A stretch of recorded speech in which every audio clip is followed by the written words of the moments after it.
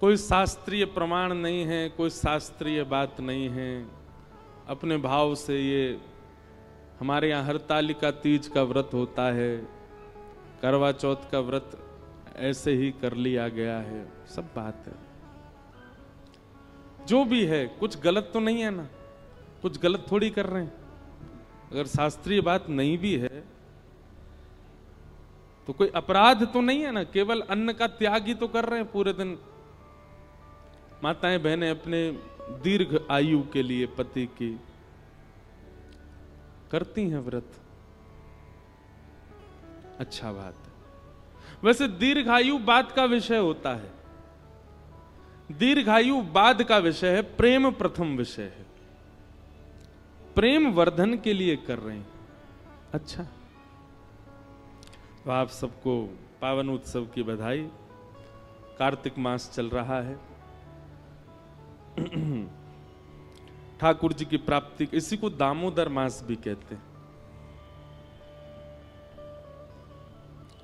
भगवान को उखल से यशोदा मैया ने इसी मास में ही बांधा था,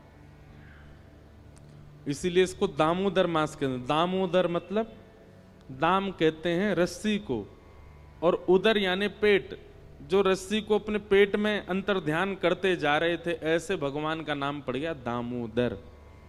यशोदा मैया बड़ी करती जाए, रस्सी छोटी होती जाए, इसलिए नाम पड़ गया दामोदर।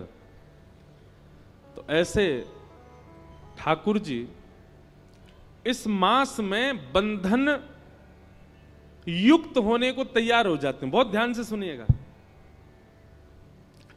इस मास में ठाकुर जी अपने भक्तों को मानो ऐसा कहते हैं कि आप चाहो तो हमें अपने बंधन में बांध सकते हो। व्रत करो, नियम करो, प्रातः काल उठ करके ब्रह्मचर्य का पालन करो, मंगला आरती करो, स्नान आदि करके पाठ पूजा नियम करो, अपने आप को श्रेष्ठ बना करके अगर आप अपने प्रेम पाश में हमें बांधना चाहते हो तो साल भर में कार्तिक मास ऐसा मास है जिसमें आप ठाकुर जी को अपने प्रेम पाश में बांध सकते हो। ठाकुर जी आपके हो सकते हैं। देखिए, ठाकुर जी को बांधना ही है अपने प्रेम में। भक्ति का मतलब क्या होता है? हम सब बंधे हुए हैं कहां? संसार में। हम सब की आसक्ति रूपी रस्सी बंधी हुई है संसार में।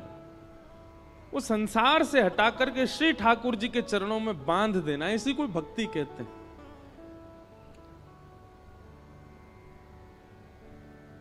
लेकिन संसार से जब हमारी आसक्ति रूपी रस्सी बंधी होती है तो हम बंधन में होते हैं, संसार तो मुक्त ही है।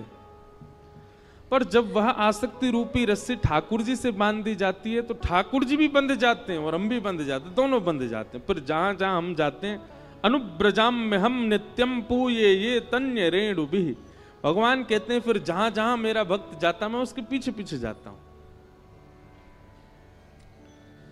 तो ये बहुत पवित्र मास है, ब्रह्म मुहूर्त में उठने की विधा है। अब हमारी तो स्थिति ऐसी हो गई है कि हम इतने थक जाते हैं कथाएं करते करते। अभी हमको थोड़ा सब संत जन भी कह रहे हैं, घर के लोग भी कह रहे हैं, अब अवकाश करना शुरू करो, कथाओं के बीच में 2-4 दिन का अवकाश रखो, थोड़ा आराम करो, पर हो ही नहीं पा रहा है। अब तो ऐसा हुआ है कि हमको आगे की कथाएं स्थगित करनी पड़ी हैं आराम करने के लिए। लेकिन आप सब लोग तो मुक्त हैं, तो कम से कम कार्तिक मास में प्रयास कीजिए, ब्रह्म मुहूर्त में उठिए और ब्रह्म मुहूर्त में स्नान आदि करके। भोपाल में अगर आपको व्यवस्था हो, यहाँ पे मंगला आरती 4-5 बजे होती हो मंदिरों में, तो पता नहीं, हमारे वृंदावन का तो माहौल देखने वाला होता है कार्तिक मास में। सुबह से ही सब ब्रजवासी और दर्शनार्थी और आगंतुक जितने भी लोग होते हैं वे सब निकल पड़ते हैं, यमुना स्नान करेंगे, राधा वल्लभ, बांके बिहारी, राधा रमण, रास मंडल, सेवा कुंज, सब जगह मंगला करते हैं, ठाकुर जी के मंगल दर्शन करते हैं। तत्पश्चात दामोदराष्टकम का पाठ करते हैं, सुंदर सुंदर भावों का पाठ करते हैं, तुलसी जी की विशेष आराधना करते हैं, तुलसी के सूखे लकड़ों से ठाकुर जी की आरती करते हैं। हमारे एक पंडित जी बता रहे थे कि कोई संत कथा में कह रहे थे कि एक बार कोई चूहिया दौड़ करके जा रही थी तो गलती से तुलसी के सूखे लकड़े पड़े थे, एक लकड़ी पर पैर पड़ गया तो वो उछल करके ठाकुर जी के सन्मुख अर्पित हो गई कार्तिक मास में। तो उसका परिणाम ये हुआ कि वो अगले जन्म में ठाकुर जी की कोई अनन्य सखी बन करके आई, अनन्य कोई प्रियसी बन करके आई। तो हम सब चुहिया तो नहीं है, हम सब तो मानव हैं। कहने का अभिप्राय, भूल से भी यदि ठाकुर जी को तुलसी अर्पित हो जाती है या तुलसी के सूखी लकड़ी से ठाकुर जी की आरती हो जाती है तो कार्तिक मास में उसका फल देखो। पुनः हम एक बात कह दें, वृंदावन की जो रस रीति है ना वो प्रेम की भरी हुई है, वहां पर पुण्य की कामना नहीं होती। आपके भोपाल में, इंदौर में, बंबई में, दिल्ली में, कलकत्ता में, चेन्नई में, पंजाब में, हिमाचल में आदि आदि सब क्षेत्रों में पुण्य के लिए लोग भक्ति करते हैं, पर वृंदावन में पुण्य के लिए नहीं करते। वृंदावन में पुण्य की कामना नहीं होती है।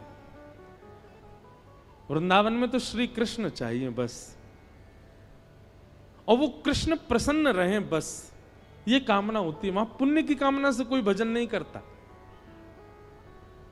वृंदावन रस रीति अगर भाव आएगा तो कहूंगा इस कथा में। कार्तिक मास का आप सब लोग पालन करो।